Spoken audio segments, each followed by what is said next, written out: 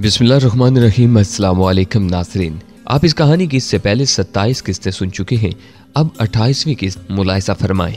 बाकी इतराफ की निस्बत दुश्मन के शुमाली मोर्चे हमसे ज़्यादा करीब थे और उस जानब चंगेज़ी कबीले के अफराद डेरा जमाए हुए थे। उस तरफ मोर्चे से बाहर निकलकर उसे अपनी जानब सवालिया नज़र से घूरते देखकर मैंने शुमाली जानब इशारा किया। वो सर हिलाते हुए मेरे साथ चल पड़ा। वो पहाड़ी शुमालन जनूबन लंबाई में फैली हुई थी। शरकन गरबन उसकी चौड़ाई थी।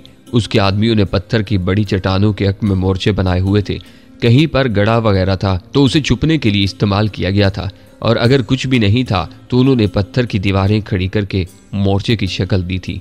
रस्ते में सैलाब खान ने जोश भरे अंदाज में मुझे ये बताया था कि चारों इतराफ में उसका एक एक अच्छा निशानाबाज दरख्तों में छुपा हुआ तेज फायरिंग का मुंतजिर था। चारों आदमी उन्होंने रात ही को मतलूबा जगह पहुंचा दिए थे। वैसे लोगों को भूख तो काफी लगी होगी। वो फीकी मुस्कुराहट से बोला, भूख तो वाकई ही में लगी हुई है, लेकिन ये भी सुना है भूखा बटेरा ज्यादा अच्छा लड़ता है। मैं फराग दिली से आफर करते हुए बोला, वैसे मेरे थैले में कुछ चने और थोड़े बहुत बिस्किट मौजूद हैं जो चंद आदमियों की भूख मिटा सकते हैं। बाकी क्या करेंगे? उसने एक सरदार की तरह सोचा था, जिसके जवाब में मैं कंधे उचकाने के अलावा और कुछ नहीं कर सकता था।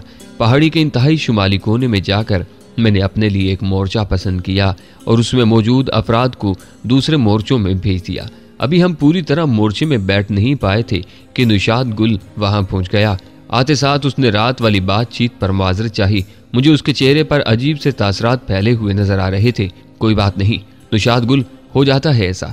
मुझे लग रहा था शायद किसी कमांडर या सैलाब खान ने उसे माजरत करने का कहा है, इसीलिए उसका लहजा कुछ अजीब सा हो रहा था। वो हिचकिचाते हुए बोला, सलीम भाई, मैंने शर्त वगैरह की भी बकवास की थी। मैंने मुस्कुराते हुए कहा, छोड़ो शर्त को यार, मैंने भी यूं शेखी बिगाड़ी थी। इत्मीनान भरा सांस लेते हुए उसने सैलाब खान को कहा, सरदार, यकीनन आपको यहाँ मेरी मदद की जरूरत पड़ेगी, शायद सलीम भाई को पड़े। सैलाब खान ने उसके वहाँ बैठने पर एतराज़ नहीं किया था।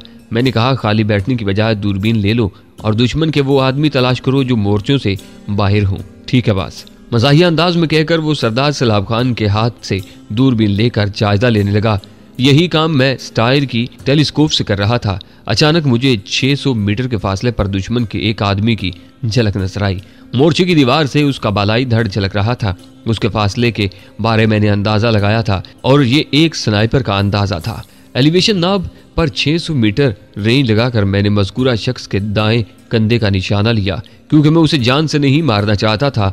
गो किसी को जख्मी करना भी उसे नुकसान पहुंचाने के ज़मरे में आता था, मगर यह जान जाने से बहुत कम था। और फिर मुझे अपनी जान बचाने के लिए कोई ना कोई हरकत तो करना थी। यूं ही पादरी बने बैठे रहने से तो काम नहीं चलने वाला था। मेरी लबलबी दबाते ही वो उछल कर नीचे गिरा। वो मारा। निशाद गुल के मुंह से नारा बुलंद हुआ। मैं राइफल को दोबारा काक करके उसी तरफ मुतवज्जा रहा था। मेरी गोली का निशाना बनने वाला नीचे गिरकर तड़पने लगा था। उसे संभालने के लिए साथ वाले मोर्चे से 2 जवान भागते हुए निकले और यूं ही अगले वाला अपने साथी के पास रुकते हुए नीचे झुका और मैंने दोबारा लबलबी दबा दी। जख्मी को संभालने वाला खुद तड़पना शुरू हो गया था, जबकि तीसरा हक्का बक्का खड़ा था और उसके कुछ समझने से पहले ही राइफल को तीसरी मर्तबा काक करके उसकी टांग को मैंने निशाना बना दिया था। दूसरा भी गया। ये नारा निशाद के होंठों पर था कि तीसरा गिर गया था। उसके साथ ही उसके आसपास मौजूद मोर्चों से तेज फायरिंग शुरू हो गई थी। उनकी देखा देखी चारों तरफ से बारिश की तरह गोलियां बरसना शुरू हो गई थी। और वही मौका था जब गजनी खेल कबीले के 4 छुपे हुए निशानाबाजों ने दरख्तों के ऊपर से दुश्मन को ताक ताक कर निशाना बनाना शुरू कर दिया था।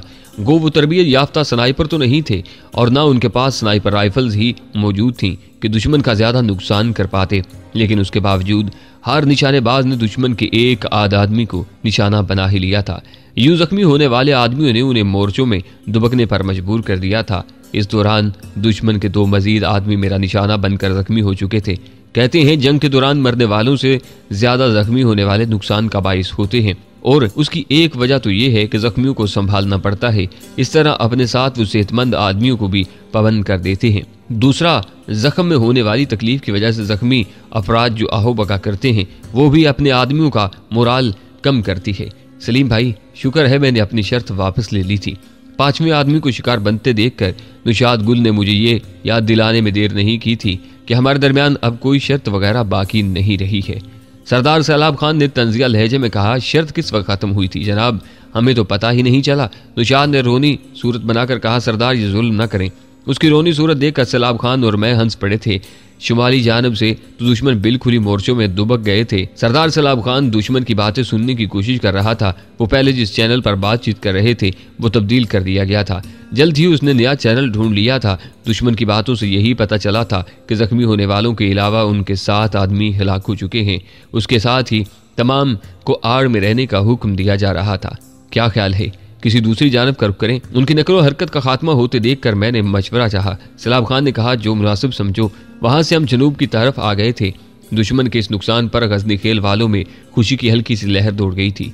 जनूब की जानिब दुश्मन शुमाल से ज्यादा फासले पर था, लेकिन उनके कुछ मोर्चे ऐसे थे जो स्टाइल की मार में आ रहे थे। घंटे डेढ़ की निगरानी के बाद मुझे दोबारा मौका मिल गया था। 2 आदमी काफी मोहतात अंदाज में अपने मोर्चे से निकले थे, लेकिन उनकी एहतियात किसी काम नहीं आ सकी थी।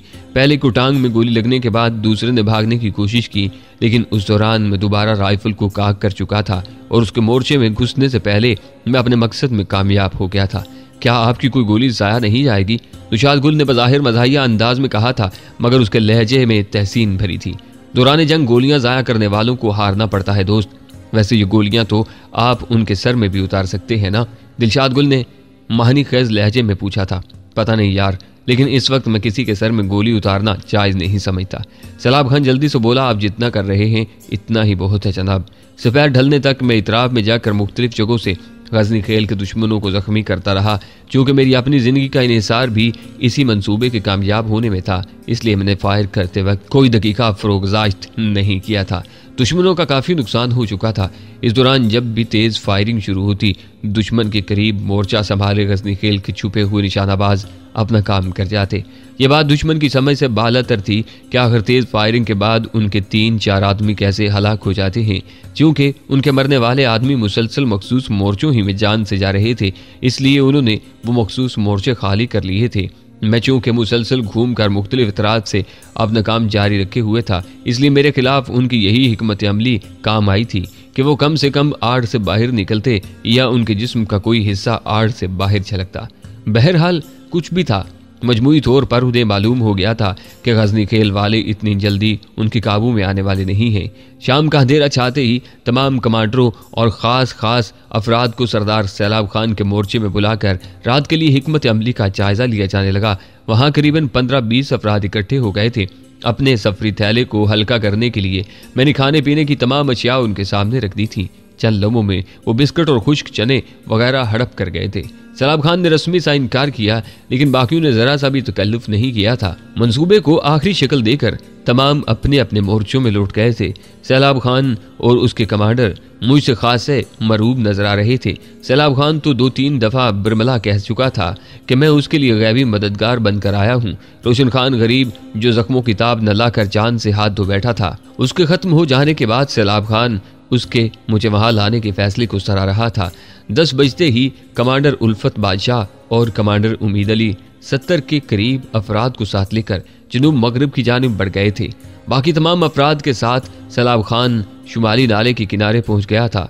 11 बजते ही पुरशोर फायरिंग के साथ उल्फत बादशाह और उम्मीद अली के आदमियों ने जनूब मगरबी जानिब हल्ला बोल दिया था। दुश्मन उस अचानक और पुरशोर हमले से पहले तो घबरा गए थे, उसके बाद उन्होंने भी जवाबी फायरिंग शुरू कर दी। मंसूबे के मुताबिक उल्फत बादशाह और उम्मीद अली ने रेडियो सेट पर ऐसी गुफ्तगू की जिससे जाहिर हो रहा था कि वो दुश्मन के अगले मोर्चों तक पहुंच गए हैं और चंद घंटों में शलोबर गांव तक पहुंच जाएंगे। इस हमले को रोकने के लिए दुश्मन ने दाएं बाएं के मोर्चों से मजीद नफरी उस जानब मंगवा ली थी। तमाम की तवज्जो का मरकज जनूब मगरब की तरफ ही थी। अगला घंटा सख्त फायरिंग का तबादला हुआ।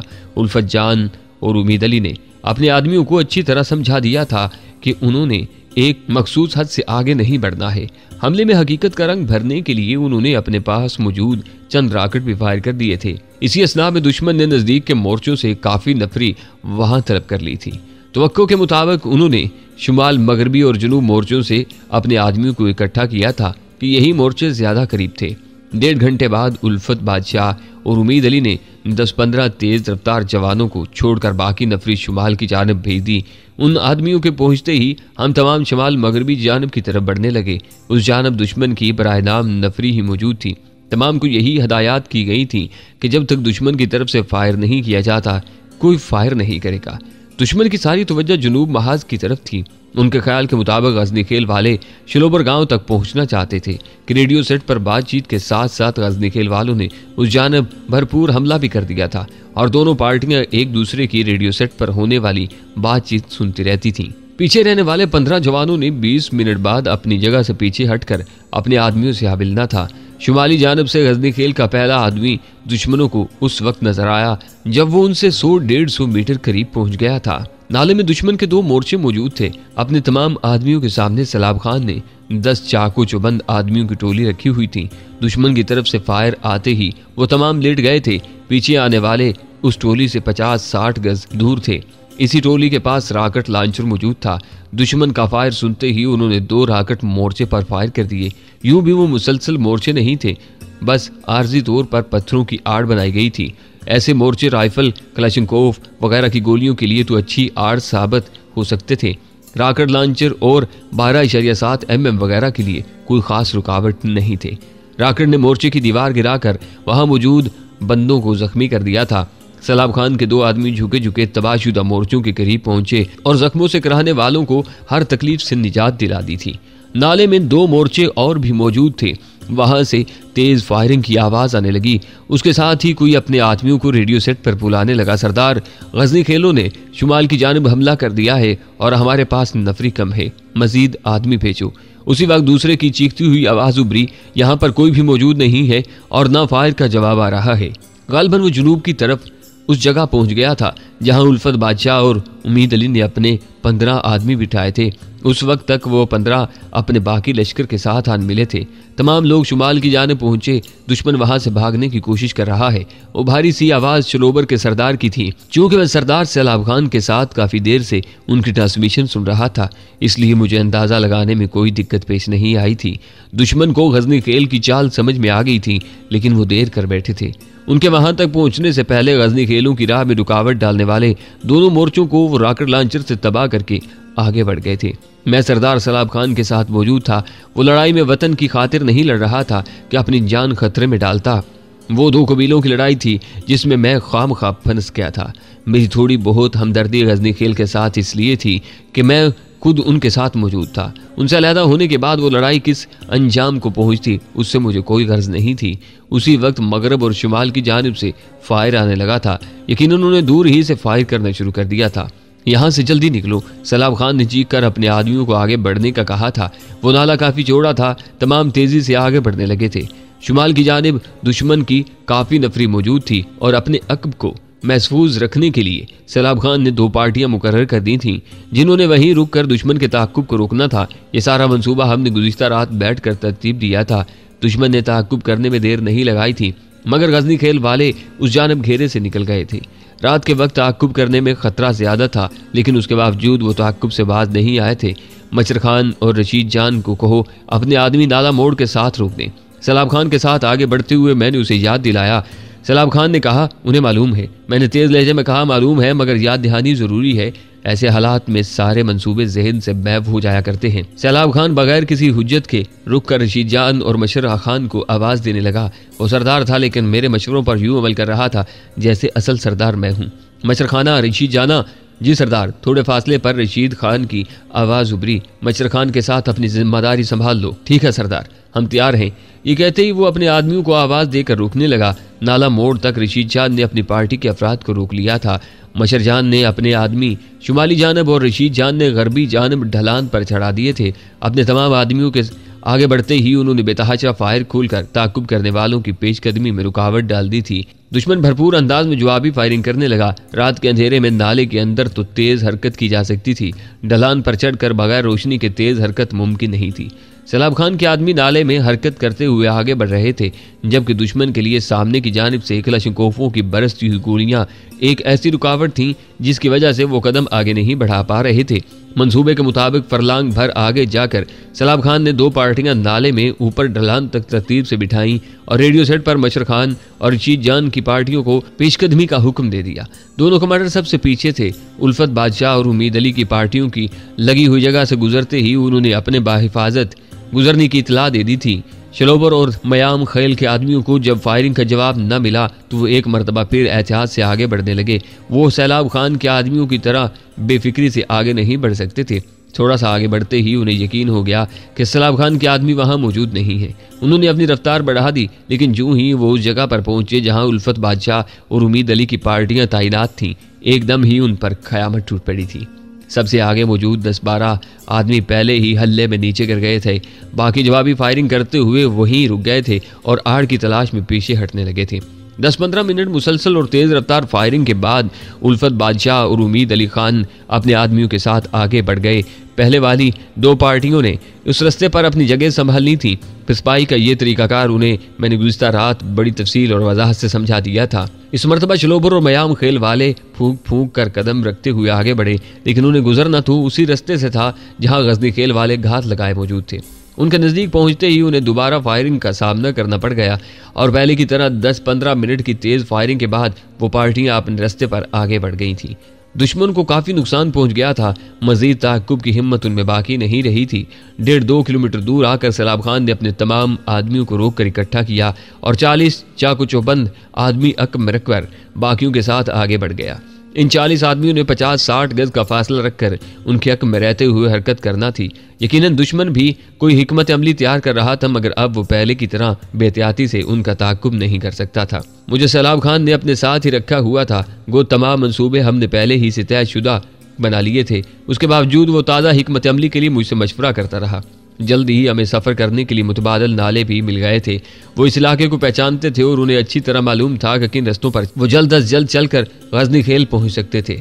हमें सारी रात चलते हुए गुजर गई थी। पानी वगैरह तो लोगों ने रास्ते में आने वाले चश्मों और नालों से पी लिया, मगर भूख की वजह से करीबन तमाम निढाल से थे। जान बचाने की जिब्बत ही थी जो वो इतना सख्त मुकाबला करके दुश्मन के घेरे से बाहर निकल पाए थे। जब हम गजनी खेल के करीब पहुंचे तो सुबह का मुलगजा उजाला हर तरफ फैल गया था। दुश्मन की तादाद ज्यादा है, वो गजनी खेल को घेरने के लिए न पहुंच जाए। ढलान से उतरते हुए मैंने अंदेशा जाहिर किया। सैलाब खान ने चहकते हुए कहा, अब हमें जरा भी परवाह नहीं है। खाने पीने का सामान और एमुनेशन वाफर मिकदार में मौजूद है। बाकी हमारे भी हलीफ कबीले मौजूद हैं, बस उनके पास पैगाम्बर भेजने की जरूरत है। मतलब वो इस तरफ का रुख नहीं करेंगे। मैंने ख्याल जाहिर किया, शायद, लेकिन हमने तो ऐलान जंग कर दिया है और जब तक शलोबर वाले हमारे मुतालबात पूरे नहीं करते हम बैठने वाले नहीं हैं। इस मरतबा हम बहुत ज़्यादा तैयारी के साथ हमला करेंगे। गांव में दाखिल होते ही सरदार ने तमाम को जल्द अज जल्द खाना लाकर तैयार करने का हुक्म दिया। उसका इरादा जनूबी और मगरबी जानब की पहाड़ी पर अपने आदमी तैनात करने का था। ये दोनों पहाड़ियाँ गाँव के करीब करीब वाक़ थीं और वहाँ उन्होंने पहले से मोर्चे वगैरह भी बना रखे थे। मुझे सरदार सैलाब खान अपनी बैठक में छोड़कर घर में घुस गया। थोड़ी देर बाद एक बूढ़ा आदमी चाय और पराठे ले आया था। यकीनन उस वक्त घर में जो कुछ तैयार था सैलाब खान ने मेरी तरफ भिजवा दिया था। गंदम की रोटी ऐसी चीज़ है जिसका नेमुल बदल दुनिया की कोई खुराक भी नहीं हो सकती और मैं 2-3 दिन से खाना नहीं खा सका था। 2-3 पराठे खाकर मैं सोने के लिए लेट गया कि रात भर की भाग दौड़ के बाद मैं थकन महसूस कर रहा था। यूं भी गजनी खेल वाले अब खतरे की हदूद से निकल आए थे और अपनी लड़ाई वो खुद लड़ सकते थे। ना तो मुझे उनसे कोई हमदर्दी थी और ना वास्ता कि मैं मजीद चच्चा ख्वाब बनने की कोशिश करता। मेरी आंख कहीं जोहर की अजान सुनकर खुली थी। वही बूढ़ा शख्स जिसने नाश्ता लाया था बैठक के सेन में बैठा नजर आया। मुझे जागते देखकर वो खाने का पूछने लगा। शुक्रिया चचा, भूख नहीं है, बस चाय पिलवा दे, कहकर मैं गुसल खाने की तरफ बढ़ गया था। मेरे नमाज पढ़ने तक सैलाब खान वहां पहुंच गया था। क्या हाल है जनाब, कुछ दिली से कहते हुए उसने चारपाई पर नशिस्त संभाल ली थी। मैंने कहा, बिल्कुल ठीक, आप सुनाएं। इस दौरान बूढ़ा चाय के बर्तनों के साथ नमूदार हुआ। सैलाब खान कहने लगा, फिलहाल तो अमन है, आधे आदमी मोर्चों पर पहुंच चुके हैं और बाकी आराम कर रहे हैं। मैंने बूढ़े मुलाजम के हाथ से चाय की प्याली लेते हुए पूछा, आगे का क्या इरादा है? वो पुरज़म लहजे में बोला, जब तक लड़की और उसे ले जाने वाला जवान नहीं मिल जाता ये जंग जारी रहेगी। 2-3 दिन तक जरगा बुलाने का इरादा है, उसके बाद अगली हिकमत अमली तय करेंगे। अगर खफा ना हो तो एक बात पूछूं? ताज़ा दूध से बनी चाय से लुत्फ अंदोज होते हुए मैं मुस्तफसर हुआ। सवालिया नज़रों से मुझे घूरते हुए उसने असबात में सर हिला दिया। मेरी समझ में ये बात नहीं आ रही कि एक लड़की के लिए आपने पहले भी इतने आदमियों की कुर्बानी दे दी। मुखालिफिन के भी काफ़ी आदमी कत्ल हो गए। हालांकि वो लड़की बालिग है और उसे अपनी ज़िंदगी जीने का हक है। वो उसका तरीका कार गलत है, मगर इस वजह से वो मौत की सजावार तो नहीं ठहरती ना। गहरा सांस लेते हुए वो तंजिया लहजे में बोला, आपके ख्याल में हमारे कबीले की एक लड़की दुश्मन कबीले के लड़के के साथ भाग गई है और हमें इस बात पर शुक्र अदा करते हुए कि उस लड़की ने अपना शोर खुद ढूंढ लिया है, खुशी की शादियाने बचाने चाहिए। उसके तंज को खातर में ना लाते हुए मैं मुस्तफसर हुआ तो उस लड़की के हसूल के लिए इतने घरानों के चिराग बुझा दिए हैं, मजीद कितनी जाने ज़ाया कराओगे? वो इत्मीनान से बोला, अगर आपका ताल्लुक कबायली इलाके से होता तो यकीनन ये सवाल आपके जहन में ना उठता। तो क्या कबायलियों के लिए जान की कोई अहमियत नहीं है? ज़रूर है, मगर हमारी खुददारी और अना पहले है, जान का नंबर बाद में आता है। बाकी दुश्मन कबीले के अफराद भी तो मर रहे हैं, वो अपनी गलती क्यों नहीं तस्लीम करते? वो रकम अदा करने पर तो तैयार हैं, और क्या करें? मैंने दलील पेश की। वो ज़हर खान लहजे में बोला, हमें रकम की नहीं, उस लड़की की ज़रूरत है जिसकी वजह से हमारी बेइज्जती हुई है, और उस लड़के की ज़रूरत है जिसने हमारी इज्जत पर हाथ डालने की कोशिश की है। तो उन्हें मार कर आपको क्या मिलेगा? वो इत्मीनान भरे लहजे में बोला, हमारे सीनों में ठंड पड़ जाएगी और इलाके भर में कोई गजनी खेल के पीछे बात नहीं कर सकेगा। मैं जान छुड़ाते हुए बोला, माजरत खा हूँ, मुझे ऐसा कुछ कहना ही नहीं चाहिए था। जल्दी ही समझ गए हो, सैलाब खान ने बेसाख्ता कहका लगाया था। मेरे होठों पर फीकी मुस्कुराहट नमूदार हुई। बहरहाल आप जाने और आपका काम, मैंने सुबह आगे बढ़ जाना है। क्या पूछ सकता हूँ कि आपने जाना कहाँ है? मैं साफ गोई से बोला, मंजिल का तयन तो मुझे खुद भी नहीं है। अगर मेरे लायक कोई हुक्म हो तो आपके काम आकर मुझे खुशी होगी। शुक्रिया सरदार। मेरे लहजे में ममनूनियत भरी थी। सैलाब खान ने महानी के लहजे में कहा, अच्छा आज रात को आपके लिए खुसूसी दावत का एहतमाम किया है। गजनी खेल के काफ़ी जवान आपको मिलना और देखना चाहते हैं। आपका गायबाना तारफ सुन सुनकर तमाम के दिल में आपसे मुलाकात का शौक जागा हुआ है। मैं समझा नहीं, उसका महानी खेज अंदाज मुझे हैरान कर गया था। वो मेरे सर पर बम फोड़ते हुए बोला, इसमें समझने की क्या बात है जनाब? ऐसे साहब, वो ऐसे निशानाबाज को देखना चाहते हैं जिसका निशाना कभी खता नहीं जाता। एस मैं गड़बड़ा गया था। जी मोहतरम। सैलाब खान आंखें मीचते हुए बोला, नुशाद गुल आपको देखती ही पहचान गया था और आपको जोश दिलाने के लिए उसने शर्त लगाई थी। उसी रात आपके सो जाने के बाद मुझे मोर्चे से बाहर बुलाकर उसने सब कुछ बता दिया था। क्योंकि उसे आपकी सलाहियतों का अच्छी तरह अंदाजा था, इसलिए सुबह सवेरे ही उसने अपनी राइफल बचाने के लिए शर्त वापस ले ली थी। उसे पहचानने में गलती भी तो हो सकती है। उसकी बात सुनकर मैंने भी यही सोचा था, लेकिन आपकी निशानेबाजी ने यकीन दिला दिया। इस मरतबा मैंने किसी लूली लंगड़ी दलील का सहारा लिए बगैर खामोशी इख्तियार कर ली थी। वो मुझे तसल्ली देता हुआ बोला, फिक्रमंद होने की जरूरत नहीं। नुशाद गुल अब किसी खान का मुलाजिम नहीं है, बल्कि सच कहो तो वो आपसे बहुत ज़्यादा मुतासर है। हम सब पर आपका एहसान है कि आपकी वजह से हम इस घेरे से बाहर निकल सके हैं। ऐसी कोई बात नहीं सरदार, ना तो मुझे परेशानी है और ना कोई खौफ। बस ये सोचकर खिफ़त सी हो रही है कि लोगों ने मेरे बारे कुछ ज़्यादा ही मुबालगा आमेज़ी की हुई है। नुशाद गुल कह रहा था कि आपने उसकी आंखों के सामने पलवाशा खान वजीर के सर पर रखे गिलास को निशाना बनाया था। क्या ये झूठ है? मैं जल्दी से बोला, उसे इत्तेफाक ही कह सकते हैं। वो मज़ाहिया अंदाज में बोला, उनके सरदार जहादाद खान के सर में 2 किलोमीटर दूर से गोली मारना ये भी इत्तेफाक हुआ होगा। बल्कि सरदार जहादाद के सारे मरने वाले साथियों के सर में इत्तेफाकी तौर पर गोली लगती रही होगी, और कल शलोबर और मयाम खेल के सारे आदमी भी इत्तेफाकी तौर पर ही जख्मी होते रहे हैं। मैं खफीफ होता हुआ बोला, अच्छा छोड़ें इस मौजू को, आपकी समझ में मेरा नुक्ता नज़र नहीं आएगा। अच्छा आप तो बता दें कि अफगानिस्तान किस सिलसिले में आना हुआ। उसने मौजू तब्दील करने में देर नहीं लगाई थी। आपने कुछ साथियों की तलाश में निकला हूँ। वो मजीद कोई सवाल किए बगैर उठते हुए बोला, आप आराम करें, शाम को मुलाकात होगी। और मैंने उस बात में सर हिला दिया। शाम की बजाय दोपहर ही को शाम के खाने का बंदोबस्त होने लगा था। वसी बैठक के सेन में अलाव जलाकर वो सालम दुम्बे रोस्ट कर रहे थे। उसके अलावा भी मकामी तौर कई मकामी पकवान तैयार किए जा रहे थे, जिनमें काबली पुलाव और अफगानी कबाब वगैरह शामिल थे। इसी दौरान नुशाद गुल और गुलरेज भी वहां पहुंच गए थे। ये दोनों कबील खान के लश्कर का हिस्सा रह चुके थे। कबील खान और जादाद खान के कत्ल के बाद उन्होंने सनोबर खान का साथ भी नहीं छोड़ा था। अलबत्ता सनोबर खान की मौत के बाद अलाम खील का कोई ऐसा सरदार नहीं बचा था जिसके पास ये काम कर सकते। बस किसी और सरदार के लश्कर में शमूलियत इख्तियार करने के बजाय ये गांव वापस लौट आए थे। दोनों मेरे नाम और काम से अच्छी तरह वाकिफ थे। खुशहाल खान के गांव में होने वाले जरगे में गुलरेज मुझे देख चुका था, जबकि नुशाद गुल उस वक्त कबील खान की बैठक में मौजूद था जब मैंने पलवाशा के सर पर रखे गिलास को निशाना बनाया था। उस वक्त नुशाद गुल बड़ी मुश्किल से पलवाशा की गोलियों के निशाना बनने से बच सका था। दोनों मुझसे मुसाफा करके बैठ गए। उनके हमरा चंद और जवान भी मेरे दाएं बाएं बैठ गए थे। उनके अंदाज में मुझे एक अकीदत और मरूबियत नजर आ रही थी। यूं भी कबायली इलाके में अच्छे निशानेबाज को बहुत इज्जत की निगाह से देखा जाता है कि उनकी लड़ाई का दारोमदार ही हथियार के इस्तेमाल पर है। थोड़ी देर में तमाम बेझिझक होकर मुझसे गपशप कर रहे थे। सैलाब खान की आमद के बाद चंद मंचलों ने मेरा निशाना देखने की ख्वाहिश जाहिर कर दी, जिसकी तायद तमाम हाजिरीन महफिल करने लगे थे। मैंने भी ख्वामख्वाह की बहानेबाजी से गुरेज करते हुए नुशाद गुल के हाथ से स्टायर स्नाइपर ले ली कि स्टायर क्लैशनकोव से कई गुना ज्यादा बेहतर थी। नुशाद गुल को मैंने बैठक की एक दीवार के साथ एक सफेद चादर लटकाने का कहा। अस्बात में सर हिलाकर उसने एक आदमी से चादर लेकर दीवार से लटका दी। दूसरी दीवार के साथ होकर मैंने 20 गोलियां तेज रफ्तारी से फायर की।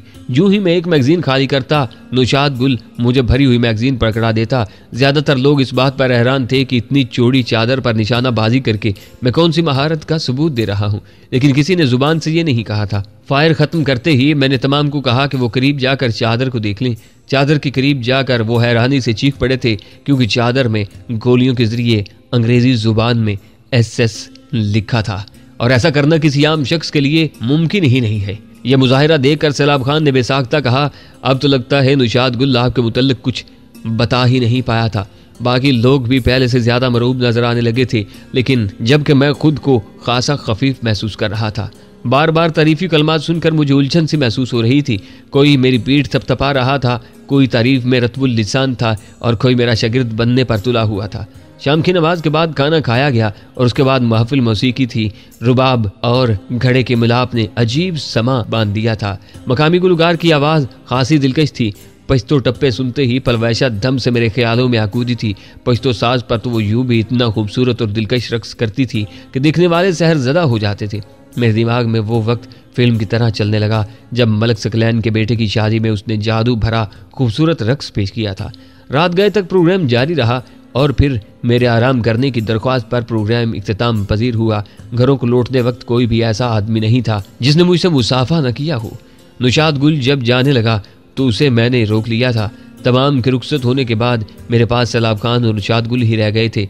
मैं सरदार सैलाब खान को बोला, सरदार अगर इजाज़त हो तो मैंने नौशाद गुल से चंद ज़रूरी बातें पूछना है। हाँ हाँ क्यों नहीं। जहाँ दीदा सरदार फौरन मेरे मुतमाइन नज़र तक पहुँच गया था। अलविदाई मुसाफा करके वो भी चला गया था। नौशाद गुल, क्या मैं ये उम्मीद कर सकता हूँ कि जो पूछूंगा आप उसका सही सही जवाब देंगे? ज़ीशान भाई सरदार कबील खान और उसके बाद बनने वाले सरदारों में से कोई भी ना तो मेरा रिश्तेदार था और ना किसी से मेरी जज्बाती वाबस्तगी ही थी। मेरा उनसे ताल्लुक फ़कत मालिक और मुलाजिम का था। इसलिए आपने जो पूछना है बेझिझक होकर पूछें। अगर मुझे मालूम हुआ तो कभी नहीं छुपाऊंगा। ये मेरे असल नाम से वाकिफ था। अल्बर्ट ब्रोक, ट्रेसी वालकर और कर्नल कोलन फील्ड में से किसी को जानते हो? उसने अस्बात में सर हिला दिया। तीनों को जानता हूँ। मैंने पुरजोश लहजे में पूछा, ये तीनों या इन में से कोई एक मुझे कहाँ मिल सकता है? मैंने एक बार सनोबर खान के साथ अल्बर्ट ब्रोक और काली लड़की को गजनी खेल में पहुंचाया था। अब ये मालूम नहीं कि वो मुस्तकिल वहीं हैं या कहीं और चले गए हैं। मैं गजनी खेल तक कैसे पहुंच सकता हूँ? यहाँ से आपको मरना घर जाना होगा, वहाँ से पक्तिका नज़दीक ही है। उसके बाद जरगून शहर आएगा, उसके बाद पना और उससे आगे कुर्राए बाग है और वहाँ से गजनी की गाड़ी मिल जाएगी। इस तरह अगर जरगून से आप सीधा अब बंद का रुख करें तो वहाँ से भी गजनी जा सकती हैं। ये मैं सड़क का रास्ता बता रहा हूँ। अगर आप पक्तिका से सीधा गजनी का रुख करें तो ये रास्ता मुख्तसर है, मगर बड़ी सड़क मुयस्सर नहीं है। उस तरफ आपको कच्चे पक्के रस्तों और पहाड़ी इलाकों को अबूर करना पड़ेगा। मैंने मज़ीद ज़रूरी मालूमात दरियाफ्त की और उसका शुक्रिया अदा करते हुए उसे जाने की इजाज़त दे दी। वो तमाम रात मैंने आगे की हिकमत अमली बनाते गुजारी। गजनी एक बड़ा शहर था और वहाँ अमेरिकन फौज ने अपनी छावनी बनाई हुई थी। उस हिसास इलाके में घुसना इतना भी आसान नहीं था। उसके लिए मुझे किसी ऐसे मंसूबे की ज़रूरत थी जिसमें गलती की गुंजाइश न होती। मगर ऐसा सिर्फ सोचा जा सकता था। अमली तौर पर अगर ये नामुमकिन नहीं तो बहुत ज़्यादा दुश्वार ज़रूर था। सबसे बढ़कर मैंने किसी को जान से नहीं मारना था कि दूर से गोली चलाकर अपना काम कर लेता। मुझे तो उनके कैंप में घुसकर अपनी बेगुनाही के सबूत ढूंढना थे। ये सरासर जासूस वाला काम था। गो एक सराइपर को वक्त पड़ने पर हर काम करना पड़ता है, लेकिन फिर भी निशानाबाजी और मार धाड़ से जासूसी एक अलग काम था। सुबह नाश्ते वगैरह से फारिग होकर मैंने सैलाब खान को कहकर कागज़ पेन मंगवाया और नौशाद गुल से सुनी हुई मालूमात को एक नक्शे की सूरत में कागज़ पर उतार लिया। रास्ते के लिए खाने पीने की चीज़ें सफरी थैले में डालकर मैं जाने के लिए तैयार था। उस वक्त तक नौशाद गुल और चंद और जवान भी पहुंच गए थे। मैं तमाम की माइत में चलता हुआ गजनी खेल से बाहर निकला और उनसे अलविदाई मुआनका करके गजनी खेल से गजनी की तरफ रवाना हो गया। खान किले को मैं पीछे छोड़ाया था। अब मरना घर से होते हुए मैंने पक्तिका पहुंचना था। मरना घर से पक्तिका के लिए गाड़ी भी मिल जाती थी, लेकिन गाड़ी में सफर करने में ये कबाहत थी कि मैं क्लेचनकोव साथ नहीं ले जा सकता था। गजनी खेल से शुमाल की जानिब एक चौड़े नाले में 1.5 किलोमीटर चलने के बाद मुझे मगरब की तरफ मुड़ना था। मौसम तकरीबन साफ था। शुमाली जानिब हल्के हल्के बादल नजर आ रहे थे और बज़ाहिर बारिश या बर्फबारी का कोई इम्कान नहीं था, लेकिन उसके साथ मैं इस बात से भी वाकिफ था कि बादलों को इकट्ठा होने में इतनी देर नहीं लगनी थी। उस मौसम के हाथों मैं एक बार पहले भी मरते मरते बचा था। अब मैं उस मौसम पर बिल्कुल भी एतबार नहीं कर सकता था। मेरा पुख्ता इरादा था कि मौसम के जरा सा भी खराब होने पर मैं बगैर सफर जारी रखे किसी पनाहगाह में घुसूंगा। सर्दी काफी बढ़ गई थी। दिसंबर शुरू होने वाला था और दिसंबर की शुरुआत के साथ ही पहाड़ी इलाके में मजीद बर्फबारी होने का इम्कान था। नाला मोड़ मुड़ते ही हल्की हल्की उतराई शुरू हो गई थी। मोड़ मुड़कर मैं चंद कदम ही ले पाया था कि अचानक किसी ने जोरदार आवाज में ललकार कर मुझे रुकने को कहा। एकदम मेरे कदम रुक गए थे। आवाज की समत देखने पर 4 आदमी झाड़ियों की झुंड से बरामद होते दिखाई दिए। चारों मुसल्ला थे। यकीनन वो किसी गलत फहमी की बिना पर मुझे रोक रहे थे। हथियार नीचे फेंक दो, एक करख्त शक्ल के लंबे आदमी ने दूर ही से हुक्म जारी किया था। शायद आप लोगों को कोई गलतफहमी हुई है। मैं बकवास बंद करो और हथियार नीचे फेंको। इस मर्तबा उसने कलाशंकोव मेरी जानब तान कर दरस्त लेजे में कहा था। अफसोस भरे अंदाज में सर हिलाते हुए मैंने कलाशंकोव नीचे रखी। पीछे हो जाओ। उसने हथियार से दूर होने का इशारा किया। मैं चंद कदम लेकर हथियार से दूर हो गया। उन चारों के चेहरों पर छाए खशूनत भरे तासरात मुझे हैरान किए हुए थे। लंबे आदमी ने करीब पहुंचकर बगैर शिनाख्त पूछे गिरबान से पकड़कर झटका देते हुए मुझे दूर फेंका। तुम्हारे साथ काफी हिसाब किताब बाकी है। बेगैरत शख्स, उसके लहजे में शामिल गैज़ो गज़ब मुझे हैरान किए दे रहा था। उसके अंदाज पर मुझे भी इंतहाई गुस्सा आ गया था, लेकिन अपनी जानिब उठी 3 क्लाशिकोफों की मौजूदगी में मैं कोई खतरा मोल नहीं ले सकता था। गुस्से का कड़ा घूंट भरते हुए मैंने हत्तुल वसे नर्म लहजे में कहा, देखो भाई साहब, यकीनन तुम्हें कोई गलत फहमी हुई है। मैं मुसाफिर हूँ और इससे पहले मैंने आप लोगों को नहीं देखा।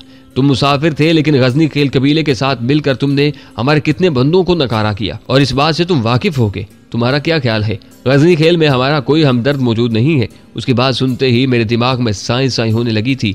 शायद वो शलोबर कबीले से ताल्लुक रखते थे। गजनी खेल कबीले के किसी गद्दार ने मेरा मुकम्मल राज फाश कर दिया था। यहाँ तक कि उसने शलोबर कबीले वालों को मेरे जाने के रास्ते के बारे में भी बता दिया था और यकीनन शलोबर कबीले के ये आदमी काफ़ी देर से मेरी घात में बैठे हुए थे। गजनी खेल कबीले के साथ करने वाली हमदर्दी मुझे रास नहीं आई थी। ऐसी हालत में तो सलाब खान के आदमी भी मेरी मदद को नहीं पहुंच सकते थे कि उन्हें इस बाबत कुछ मालूम ही नहीं था। मैं बहुत बुरी तरह फंस गया था। मुझे सोच में डूबा देखकर उसने तंजिया लहजे में कहा, अब तो बोलती ही बंद हो गई है। जमीन से उठते हुए मैंने अपने कंधों से सफरी थैले की डोरियां निकाली और थैले को जमीन पर छोड़ते हुए खड़ा हो गया। उनके इरादे मुझे छोड़ने वाले नहीं लग रहे थे।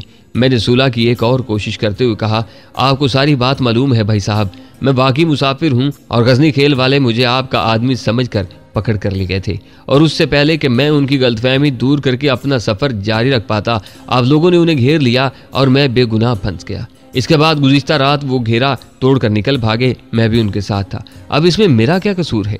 वो जहर खान लहजे में बोला, तुम्हारा कसूर ये है कि भागने का सारा मंसूबा तुम्हारा था और कल दिन भर तुम हमारे आदमियों को जख्मी करते रहे हो। तुम्हारी ही तरकीब से हमारे कई आदमी जान से गए हैं। उन्हें खबर देने वाला महाज पर नहीं गया था, वरना हमारा कल का मंसूबा कामयाब न हो पाता।